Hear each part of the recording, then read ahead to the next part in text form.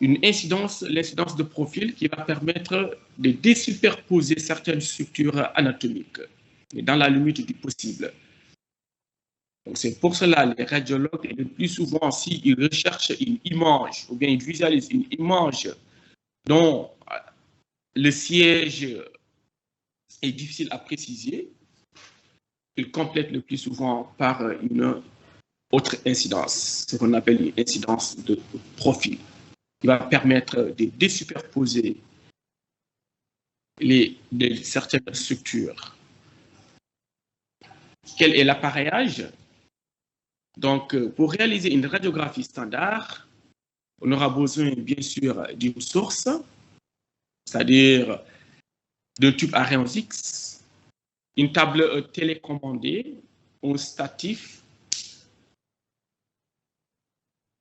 Et pour l'étude du thorax, des cassettes de grand format.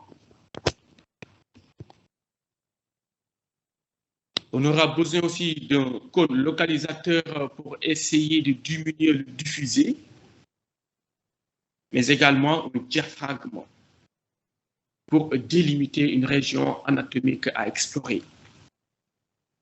Les paramètres seront en fonction de la distance entre le foyer fil, mais également les constantes. Et ces dernières sont en fonction du morphotype du patient. Sur ces images, nous vous montrons un matériel de radiographie qui comporte une table où le patient peut se mettre en décubitus dorsal ou en décubitus latéral. Un tube à rayons X. Nous avons ici un statif incorporé par un dispositif qui permet d'introduire une cassette, qui sont bien représentés ici avec des différents formats, et un ordinateur actuellement avec l'imagerie numérique, un ordinateur qui va nous permettre d'abord d'imprimer les images. Après le développement, on va imprimer les images en mettant les différentes identifiants du patient, l'âge de réalisation, le début de réalisation, éventuellement le côté. Et cet ordinateur nous permettra de régler le contraste. C'est l'avantage par rapport au film argentique. Le matériel, surtout en pédiatrie, dans cette particularité, donc on aura besoin d'un petit matériel qui va nous permettre de réaliser dans des conditions optimales les radiographies, surtout la radiographie du thorax.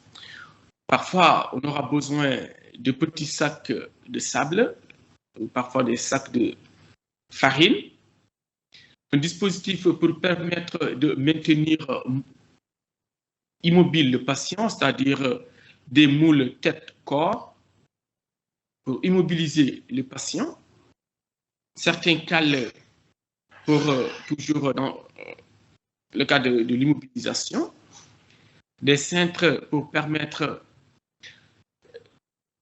de bien positionner le patient. Donc, c'est ce qui fait en fait la différence chez l'adulte. Chez l'adulte, on n'a pas besoin de ce dispositif. Chez l'enfant, l'enfant étant une entité qui est particulière, donc il va falloir qu'on ait un matériel de contention qui va nous permettre de réaliser les radiographies dans de bonnes conditions et avoir des résultats satisfaisants. Et ces dispositifs vont nous permettre de ne pas irradier beaucoup l'enfant, et en un seul temps, on peut réaliser une radiographie qui va répondre aux critères de validité. La tomodensitométrie, il s'agit d'une technique qui utilise aussi les ultrasons, communément appelée tomographie axiale calculée par ordinateur, TACO, de l'anglo-saxonne CT scan, c'est-à-dire computer tomographie. Il s'agit de la première modalité d'imagerie qui est rendue possible grâce à l'ordinateur. Le terme tomo veut dire tranche ou coupe, et graphique l'image. Ainsi, c'est un processus qui consiste en la prise de plusieurs tranches selon les inclinaisons différentes, c'est-à-dire selon les positions. Cette topographie axiale est une technique de transmission qui résulte en une série de tranches du tissu du patient, c'est-à-dire ça va contribuer, ça va permettre de saucissonner les différentes régions anatomiques. Cette technique a été découverte pour la première fois par Conrad et Hirschfeld en 1972, qui lui a permis d'ailleurs, qui lui a valu le prix Nobel de médecine en 1979. Le principe est également identique. La source d'énergie, c'est le photon X qui va traverser l'objet et le faisceau, c'est-à-dire le faisceau résiduel, sera capté par des détecteurs. Et à l'aide des algorithmes mathématiques et après un post-traitement, on aura les images qui seront stockées et ou imprimées sur des films. Le principe de fonctionnement repose sur, ici, le tube qui va émettre les rayons X et les différentes séries de détecteurs qui sont placés face au tube émetteur le long de la caisse du scanner qu'on appelle gantry. Le tube des rayons X, au lieu d'être fixe, va tourner autour du patient. Et celui-ci est couché sur une table qui va se déplacer au cours de l'acquisition. Une série de détecteurs qui est disposée en couronne en face du tube va permettre de mesurer l'intensité du faisceau transmis par les rayons X à chaque rotation. Un puissant système informatique va permettre le traitement en quelques secondes les millions de données acquises durant l'examen et les traduit en images sur l'écran. Il sera imprimé soit sur des films tomographiques et ou enregistré pour une utilisation ultérieure sur les cassettes et ou sur des CD. Nous vous montrons ici la disposition du tube par rapport au détecteur. Je tiens ici à rappeler que la puissance du scanner dépend du nombre de détecteurs. Plus que le nombre de détecteurs est important, mieux sera vraiment la qualité de l'image.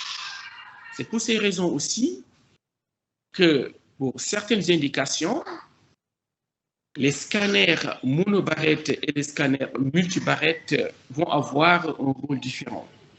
Pour les monobarrettes, on ne peut pas étudier les structures telles que le cœur et les vaisseaux. Par contre, pour les structures qui sont fixes, immobiles, donc les scanners monobarrettes peuvent permettre une étude exhaustive. C'est pour ces raisons que pour une étude cardiaque ou vasculaire, on préfère les scanners multibarrettes, c'est-à-dire ces scanners qui sont très rapides, en une fraction de seconde, peut permettre une étude exhaustive du cœur et des vaisseaux. Donc, le dispositif général est le suivant.